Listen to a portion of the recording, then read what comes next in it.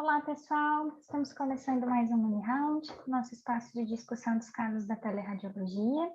Estamos aqui com parte da nossa equipe, eu, Marília, a Heloísa e a Marina. A gente vai discutir hoje um caso bem interessante, que foi a Elo que baldou.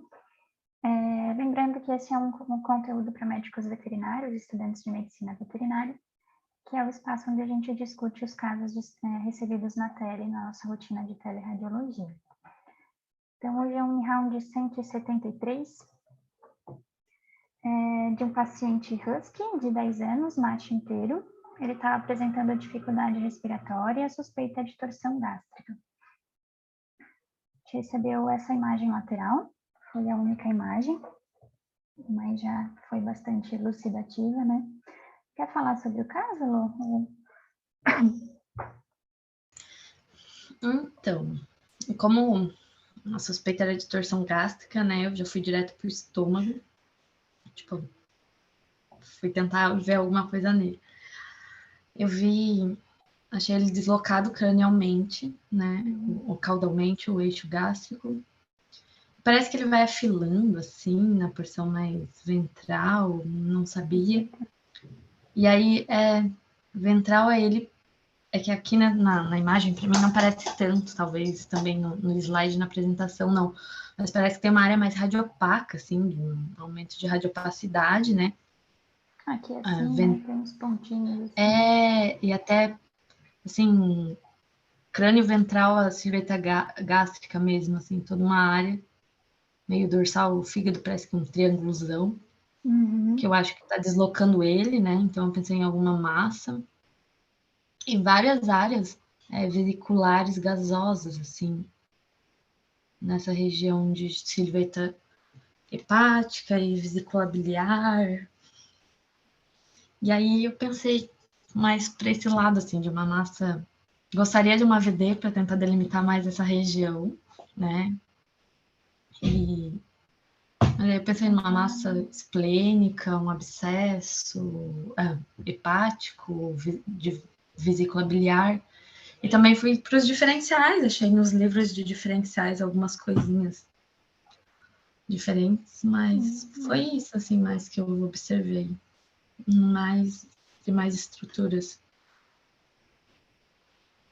Difícil concluir, né? Sim, tá com essa, cortando, tá um pedacinho ainda. É uma imagem que a gente não recebe comumente, né? Não é? Então, tem rotina. Mas é que foi um paciente que estava em emergência, né? Ele estava num estado. Até a veterinária tinha conversado com a Mari no suporte, né? Tava ruimzinho. A gente teve até o retorno dele na hora ali, né? A gente nem conseguiram fazer a VD porque ele descompensou e veio a óbito, então era um caso bem grave mesmo. Foi bem rápido.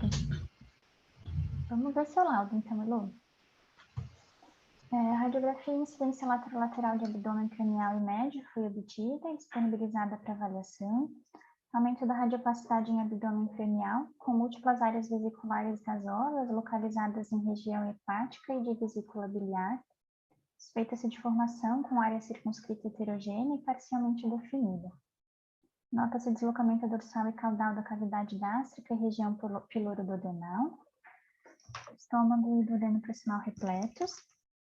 Áreas amorfas radiopacas não identificadas no aspecto ventral do abdômen, com aspecto de borramento peritoneal. Tá uma imagem meio esquisita aqui, né? Alças de intestino delgado encontram-se aglomeradas no abdômen médio cranial direito, com timpanismo adequado para a espécie, sem extensão anormal focal generalizada. E a impressão, achados indicam gás em região hepática de vesícula biliar, com efeito de massa em associação, deslocando o estômago e duodeno. Abscesso hepático, hepatite enfisемatosa, comprometimento vascular hepático por aprisionamento ou torção de lobo hepático, com neoplasia são diagnósticos diferenciais a serem investigados. Não descarta-se policistite enfisematosa ou pneumobilia a esclarecer. Há sinais de possível peritonite ou efusão peritoneal associados, e foi recomendado o ultra ou tomo para uma avaliação hepática e peritoneal mais minuciosa. Eu achei bem completa a lista de diferenciais para massa. Eu acho que eu consideraria o abscesso primeiro ali por esse efeito de massa também. Achei bem bom o laudo. Você tem alguma colocação, meninas? Não. Achei um caso bem legal. Desculpa, Elô. Não, pode falar, Má. E achei que a Elô botou bastante os diferenciais bem completos mesmo, ainda mais só com uma incidência, né? Não tem como determinar tão bem a região, se é só um lobo comprometido, se é mais de um. E que pena que não pôde ir para frente o caso, né? Tadinho do cachorro. Coitadinho. Bem grave, né? Pode falar, Elô. Ah, não, é porque eu coloquei até coisas que, assim, comprometimento vascular, eu achei nas listas de diferenciais no livro. Eu acho que eu não pensaria, né, como diferencial no caso, mas pensando em algo no quadro agudo, eu achei que valeria a pena pensar numa torção de lobo. E aí, enfim, foi bem. Também não temos retorno, né? Ficamos meio sem saber o que era, mas eu fui dar uma estudada também, porque eu não conhecia tantos diferenciais para essa formação de gás ainda intrahepático. Até quando eu conversei com ela, falei do abscesso e fui ver o livro de diferenciais e vi o tanto de diferenciais que tem também, né? Eu achei o laudo bem completo, por isso. Daí, então, o gás intrahepático ele pode ser visto em 3 situações, ele pode estar em 3 localizações, né? Tanto no sistema biliar, que seria o termo pneumobilia, quanto no sistema venoso portal, quanto no parênquima hepático. Radiograficamente pode ser difícil de diferenciar, dizer realmente em qual deles que está esse gás, né? Então, a gente vê uma imagem semelhante. No sistema biliar, ele pode estar associado à cirurgia prévia, cirurgia tanto em trato gastrointestinal quanto na região, ou até tem relatos de cirurgias abdominais em geral que tiveram o achado de gás intrahepático por um período curto. Colecistite enfisematosa, né, que seria o processo infeccioso, obstrução crônica do duodeno proximal com ulceração, levando daí ou uma infecção ascendente, ou mesmo pela lesão ali da parede, né? E refluxo de gás do duodeno que pode acontecer em alguns gatos, que se coloca como uma incompetência ali do esfíncter de Oddi, que poderia ser um achado em gatinhos. E já no sistema nervoso, sistema venoso portal, tem muitos diferenciais, muitas causas podem estar associadas. Uma delas é a dilatação vulvogástrica em cães, que principalmente quando acontece pneumatose, ou outras causas de pneumatose também, gastroenterite necrotizante, ulceração do trato gastrointestinal, a colite ulcerativa em humanos e cães é descrita como causando esse gás intrahepático.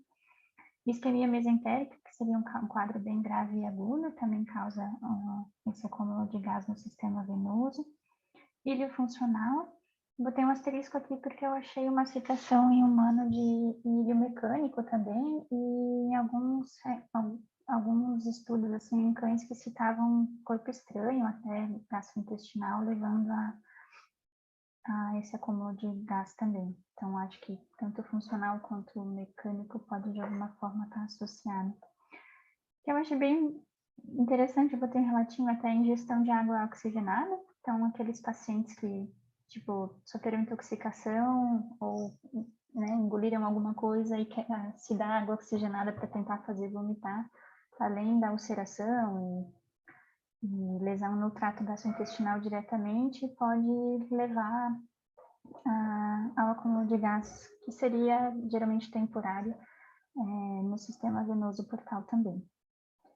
Trauma é colocado como uma possível causa também, não se sabe bem o porquê, mas esse trauma poderia levar. Embolia pós-procedimentos, tanto cirúrgicos quanto endoscopia, ou até pneumocistografia, esses exames de imagem também. E pós-mortem diz que começa a acontecer esse acúmulo de gás até 12 horas depois da morte, então pode ser um achado também.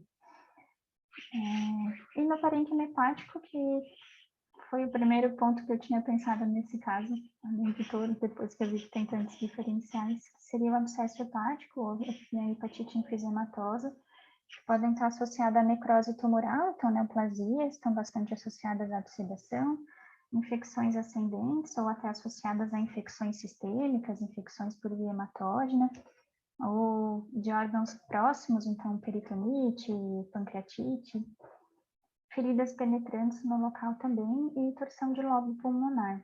Pulmonar, lobo hepático. É mais comum a gente falar de torção de lobo pulmonar. Daí a literatura traz algumas diferenças na aparência, na imagem, de acordo com a localização do gado, mas é difícil radiograficamente a gente bater o martelo que é uma coisa ou outra, né? Mas quando no sistema biliar tende a ter um aspecto mais, assim, linear ou formando bolinhas, áreas circulares de gás, e pode formar ramificações, como se fosse mesmo nas vias biliares, né, na árvore biliar, e pode também contornar a vesícula biliar. Então, normalmente, uma colecistite vai começar ali adjacente à vesícula biliar e depois vai se espalhando. No sistema venoso portal tende a ter essa aparência mais linear e formar as ramificações também conforme se expande para todo o sistema. E quando no parênquima hepático tende a ter um aspecto mais irregular, ou raiado em manchas, assim, algo mais espalhado, tende a ser mais focal, então envolver um lobo, um local específico, mesmo que extenso. E é comum ter efeito de massa associado, porque ele é comum em associação à neoplasia, abscessos hepáticos em si. Eu trouxe esse trabalho que eu achei interessante, que ele mostra a diferenciação da localização desse gás intrahepático pelo ultrassom, em determinar se é no parênquima, se é em via biliar, e que isso seria bem importante para o estabelecimento do prognóstico também. Então, ele avaliou 37 casos, desses 37, 33 cães que seguiram, né, os critérios de inclusão no trabalho, e desses 23 tinham gás no sistema venoso portal, então o mais comum foi ser no sistema venoso ao invés de no parênquima. 10 tinham um enfisema parenquimatoso e só 4 no sistema biliar, então o menos comum foi em vias biliares. O mais comum foi a associação à infecção ou sepse, depois de doenças gastrointestinais, causas iatrogênicas, então cirurgia prévia foi o mais comum. O que eles chamaram a atenção foram 5 casos associados a trauma abdominal não perfurante, foi um trauma externo, assim, né? E neoplasia hepática em 5 também. Na grande maioria dos pacientes tinha aumento das enzimas hepáticas, principalmente a ALT, quando associada ao enfisema parenquimatoso. Não tinha aumento de enzimas em todos os casos associados à alteração biliar e sistema venoso. Então, às vezes, esse aumento de enzimas hepáticas seria um indício, né? Algo a mais para auxiliar em pensar num dano parenquimatoso mesmo, ao invés de venoso ou em via biliar. E o que eu achei mais interessante é que eles mostraram que tem uma diferença bem grande de mortalidade, de taxa de mortalidade entre as diferentes localizações. Então, pacientes com enfisema parenquimatoso tiveram uma taxa de mortalidade de 90%, bem maior do que nos outros casos. Então, quando era no sistema venoso, foi 21% a taxa de mortalidade. Então, parece que a determinação de que o gás é realmente intrahepático, né, em parênquima hepático, é um fator prognóstico bem negativo para o caso. Então, essa diferenciação seria importante de ser feita e a ultrassonografia permitiu essa diferenciação das localizações, né? O estudo mostrou que 50% das radiografias indicou a presença de gás intrahepático nos casos em que foi feita a radiografia. Então, 50% dos pacientes não tiveram alterações radiográficas, apesar de ter gás intrahepático. Então, tem essa limitação da radiografia também. E eles mostraram a associação do pneumoperotônio ao gás intraparenquimatoso. Então, são casos geralmente mais graves, com pior prognóstico, e muitas vezes estão associados ao pneumoperitônio, que também é um fator prognóstico ruim, né? Então, geralmente são doenças mais graves associadas. Só trazendo algumas imagens do trabalho, que eu achei bonitas, interessante. Então, esse é um caso de um paciente que tem bastante gás aqui, bem irregular, né?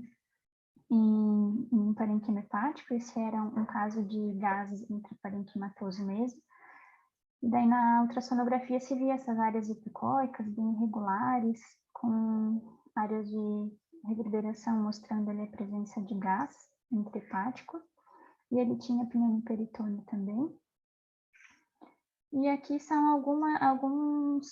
alguns formatos de imagem pelo ultrassom de gás em sistema venoso, que eu achei interessante. Então, ele pode ser tanto áreas hiperecóicas bem linearzinhas, assim, seguindo o trajeto do vaso, quanto formando as ramificações, seguindo toda a árvore ali, todo o sistema venoso mesmo. Ou pode formar o que eles colocam como um padrão de polpa de fruta, fica algo meio, assim, pontilhadinho. Achei interessante que eles colocaram polpa de fruta como algo parecido. Então, pode acontecer de várias maneiras. Né? E aqui é um caso de gás em via biliar, mostrando, então, um ducto biliar com essa área mais hiperecóica, né, causando artefato. Então, o ultrassom permitiu, de forma boa, essa diferenciação da localização do gás, e parece ser importante para a definição de prognóstico, tratamento e tudo mais também. Até na medicina, parece que tem trabalhos que consideram o ultrassom como uma modalidade de escolha nesses casos, até não sendo necessário a tomo em alguns casos. Então, pelo que eu vi na medicina, tem alguns trabalhos que vão mais para tomo, alguns que vão mais para ultrassom, mas eles colocam o ultrassom como uma modalidade bem importante. Aqui só tem dois casos interessantes, que esse primeiro caso aqui foi o que eu comentei da ingestão de água oxigenada. Então, era um cachorrinho que tinha tosse crônica, tomava corticoide e começou a ter um quadro agudo, assim, de vômito, anorexia e apatia. Daí ele tinha um pouco de gás na radiografia, umas áreas lineares, assim, radiolucentes. Pelo ultrassom se confirmou que eram áreas de gás, então achei bem difícil ver essa imagem de ultrassom, mas tem só algumas áreazinhas, assim, de reverberação intrahepáticas. E daí ele tinham dado água oxigenada para ele um dia antes, eu acho, porque ele tinha engolido uma gase. E daí queriam que ele vomitasse, para tentar fazer vomitar a gase, eles deram água oxigenada e acabou tendo esses achados depois, mas alguns dias depois ele já não tinha mais achado nenhum de gás intrahepático, então foi algo temporário. E ele tinha lesão em parede gástrica, em trato gastrointestinal relacionadas às gases mesmo, ele passou por endoscopia para tirar e daí definiram isso. E esse outro estudo, ele mostra um levantamento de 3 cães que tinham colecistite enfisемatosa por causa, não diabéticos no caso, cães não diabéticos. Então, a colecistite enfisematosa tem como fator predisponente a diabetes, tipo a cistite também, mas pode acontecer em pacientes que não têm diabetes também. E eu achei interessante que fica uma imagem, né, bem bonita, bem evidente, né, de gás na vesícula biliar. A imagem está bem ruim, mas tem umas linhazinhas bem fininhas mostrando gás em via biliar também. E nesse caso foram em 3 cães, um deles tinha cálculo em via biliar e os outros 2 tinham infecção em trato gastrointestinal. E eles compararam nesse estudo com estudos de humanos e a obstrução por cálculo, né, por colérito, é um fator bem associado à colecistite enfisematose em humanos. Então, pode ser que em cães isso seja um fator predisponente também.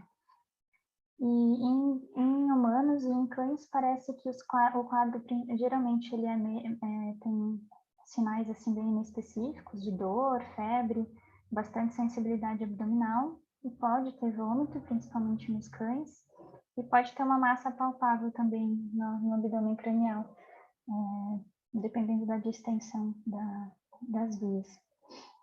E o que é interessante é que em humanos eles trazem que a radiografia pode detectar a presença de gás depois de 24 a 48 horas de início dessa infecção das vias biliares. Então, se for muito agudo ali, né, se for feita uma radiografia muito precoce, pode não ter sinais, então não dá para descartar. De qualquer forma, a gente sabe que é limitado e outros exames permitiriam uma avaliação mais acurada, né? E esse último trabalhinho aqui é de abscesso hepático em cães. Eles tentaram determinar assim, imagens e características, né, de abscesso no ultrassom. E eles fizeram levantamento dos sinais também, e os sinais bem inespecíficos: letargia, anorexia, vômito e diarreia, dor abdominal, tremores, febre e desidratação. Então pode ter associado a muita coisa, né? E nos achados laboratoriais, neutrofilia, anemia e trombocitopenia, geralmente tem aumento de enzimas hepáticas, tanto de lesão quanto tanto a FA, né, que seria de colestase. Então, não é muito específico, mas é comum ter o aumento de LT, indicando uma lesão hepática mesmo. E aumento de bilirrubina aconteceu em alguns cães, em outros não. Em humanos, eles colocam como um fator prognóstico ruim, mas em cães não se sabe se tem alguma associação com prognóstico ruim ou não. E daí, na ultrassonografia, eles trouxeram que em cães o mais comum é que as lesões de abscesso sejam únicas e tenham uma apresentação de ecogenicidade, extensão bem variável, assim. Mas o mais comum foi apresentar um conteúdo mais hiperclórico, né? Com um halozinho mais radiopaco, um halozinho mais hiperecóico, como nesse caso aqui, e tende a ter um reforço acústico, por conta do conteúdo ser mais líquido, né? E o que pode acontecer também é ter gás dentro desse abscesso, né? Ter reverberação. Mas pode ser redondo, pode ser bem irregular, bastante variável a apresentação na ultrassonografia também. Esqueci desse casinho aqui que achei interessante, que é de um abscesso hepático associado a piometra numa cadelinha. Então, uma cadelinha que tinha piometra e durante os exames de imagem para o diagnóstico descobriram que ela tinha essa área aqui de gás intrahepático bem extensa até, e descobriram que era um abscesso hepático. Então, essa imagem aqui do ultrassom é muito gás, realmente, bem focal ali no fígado, e, além da piometra em si, né? E ela foi para a cirurgia, fizeram a castração, e eles drenaram o abscesso hepático, mentalizaram, e só que a pacientinha não resistiu, ela veio a óbito porque tinha, além de tudo, peritonite por ruptura do abscesso. Então, eles até colocam a ruptura do abscesso com peritonite e sepse secundária como um fator complicador bem grave, e por isso que muitas vezes a mortalidade é alta. Em cães, a mortalidade com abscesso hepático, a média é de 50%. Então, são quadros geralmente bem graves. E eles isolaram essa bactéria aqui, que não é tão comum em abscesso hepático, nem em piometra. O mais comum é associada, até fui ver, a piodermites em pacientes imunossuprimidos. E eu troquei antes, é esse caso aqui que a paciente tem tosse e toma corticoide crônico. Então, eles achavam que talvez o fator imunossupressor do corticoide tenha contribuído para ela ter uma infecção assim mais sistêmica e grave com uma bactéria que não seja comum. O mais comum do abscesso hepático é a Escherichia e Clostridium, tanto em cães quanto em humanos. Eu só fui procurar em gato se seguia mais ou menos a mesma coisa, porque eu nunca vi falar em gato, nunca vi algo assim em gato. E o mais comum em gatos, em 14 casos aqui levantados, é que ao invés de ter uma massa única, uma lesão de abscesso única e mais extensa como em cães e humanos, é ter várias, é ser multifocal. E pode ter microabscessos que a gente nem define pelos exames de imagem. Então, às vezes, em necrópsia, depois que vão ser encontrados essas áreas de microabscesso.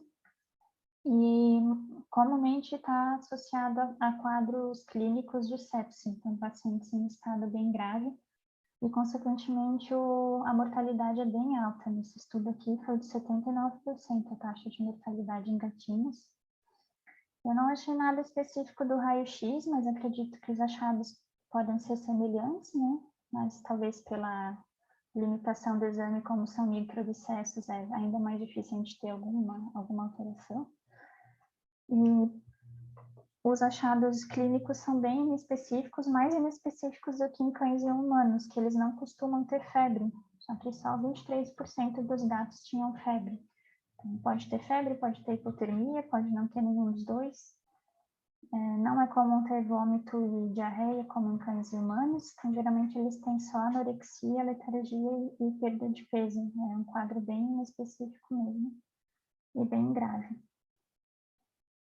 E na ultrassonografia, o achado pode ser semelhante aos cães, só que tendem a ser pequenininhos e múltiplos também.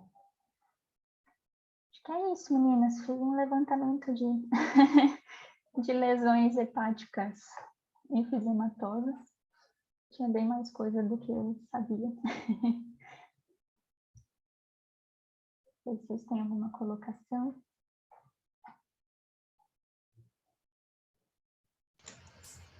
Achei ótimo, Mari, achei ótimo tu levantar bastante essas questões venosas. Eu achei que não era tão relevante.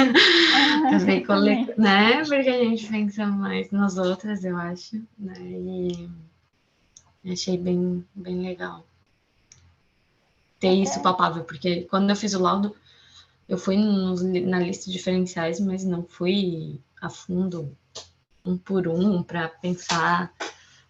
Fui no feeling, né? Pensei mais, eu acho mais no abscesso, esse foi o primeiro diferencial. Dentro dessa lista aqui, eu vou colocar, vou colocar o que eu acho. E aí, agora, tipo, fiquei pensando, você tinha suspeitado de um sinal de peritonite, né? Então, pensei, será que não é uma ruptura de abscesso? Porque foi um paciente evoluiu para óbito muito rápido, né? E aí, comecei a pensar que talvez seja mais um abscesso mesmo, assim, mas independente, né? Tem todos esses diferenciais. Acho que faz sentido também com o efeito de massa ali, né? Então, também achei que... Sim, achei bem legal também toda a revisão que tu fez, Má, principalmente para a gente pensar que nem a Elo falou dessas diferentes apresentações, né? Por mais que não seja patognomônico nem nada, mas já ter uma noção de acordo com a forma de apresentação, o que tende a mais ser ou não tanto, né? Mas sim, Elo, esse teu caso, eu acho que pela idade também, ou talvez uma neoplasia associada com uma área de necrose ali, ou um abscesso puro mesmo, por uma outra infecção. É verdade, tinha 10 anos já, né? Quantos anos tinha? Sim. Esqueci. 10 anos. 10 anos já. Era velhinho já. Eu fiquei assustada com tanto de diferenciais e com ter sido mais comum naquele levantamento em sistema venoso também. Então, Achei... e até Pode falar, Má. Não, só ia comentar que achei bem interessante aquela informação em relação ao prognóstico, que quando é hepático é muito mais provável, né, de já morrer do que se for algo venoso, biliar, enfim. Achei bem interessante, Eu ia importante falar exatamente isso. Eu ia falar exatamente por isso, assim, de conduta, né? E ver uma imagem dessa, será que a láparo já não seria indicada de imediato, assim? Isso que eu mudaria bem isso no meu lado. Eu acho que eu já sugeriria ultrassom. Eu pensei em tomo por conta, assim, de tantos diferenciais que eu vi ali, não fazia ideia dessa questão do prognóstico, né? Então, Mas provavelmente não é um paciente mas é um paciente que não aguentou, por exemplo, uma VD, né? Então, anestesia para tomo não, também não. também não seria um passo muito fácil, assim, de se realizar. Talvez seria o ultrassom mesmo, tentar coletar de diferencial. E achei bem legal ter esses artigos que possibilitam também trazer esses diferenciais, né? Até, tipo, do tratamento, é bem, assim, não está bem estabelecido. Tem uns que tentaram só a drenagem do abscesso, fazer cultura, tudo, né? Ver se está associado à neoplasia, sem a cirurgia, né? Outros associam a cirurgia e o prognóstico não parece ter feito diferença, assim, nos estudos que eu vi. Nenhum que eu vi estudou isso realmente, assim, né? Eles só colocavam isso como algo a mais a ser estudado. Eu acho que é algo muito grave que ninguém conseguiu ainda, e não é tão comum, né? Tem um estudo ali o de gato, acho que são 15 anos de estudo e teve 14 casos, outro tem 10 anos de estudo com 13 casos, acho que é. Então, não é comum. Bom, eu acho que, bem de verdade, acho que é o meu segundo caso com gás em fígado, vesícula biliar, assim, no sistema. Eu lembro aquele teu da residência de colecistite enfesematosa, que o Thiago usa bastante nas aulas até. Aquele eu lembro bem. Esses dois, sabe? E são imagens bem diferentes. Aquele lá era uma colicistite, né? A gente fez ultrassom e era aquele aspecto mais ventral, ele tinha um formato mais de pera, era bem diferente dessa imagem. É bem homogêneo aquele, né? Ai, a radiolucente, assim, não ficava tão salpicada no fígado. Ficava aquele balãozinho ali. E não ficava com, assim, um efeito de massa, assim, no estômago, então... É interessante, né?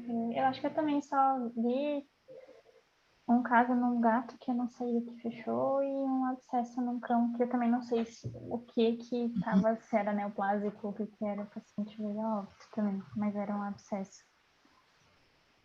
Também acho que vi só 2 até hoje. É muito raro, né? E olha quanto exame que eu acho que, nossa, somando tem, né? Então, difícil bem... mesmo. Tipo, padronizar e determinar as coisas, né? Você precisa de um N de tantos animais, né? Se for pensar que bom, coitados, né? Que bom que é difícil, porque o prognóstico é tão ruim, né? Então, que bom, mas... Até os trabalhos falam assim, tipo, que os exames de imagem mais recentes, os ultrassons com melhor qualidade e a tomografia estão permitindo diagnosticar mais. Então, às vezes, antes a gente só via que esses casos muito graves mesmo, e aqueles, de, por exemplo, em sistema venoso ali, às vezes até passava despercebido, né? Então, talvez daqui para frente se diagnostique mais. Sim, sem contar ser operador dependente, né? Se pega alguém mais de início, muito difícil identificar se tem só um pouquinho de gás perdido em algum foco. Acho que principalmente ali intermeado ao ducto, às vezes se tem alça sobrepondo mesmo, muito complicado. Nossa, com certeza. Tinha as imagens dos trabalhos, eu ficava assim, Jesus, onde está? É muito operador dependente mesmo, passo a passo, uma visão discreta. Então é isso, meninas. Obrigada. Tinha um caso bem interessante, deu para aprender muito e saber que a gente sabe ter um pouco dessa vida.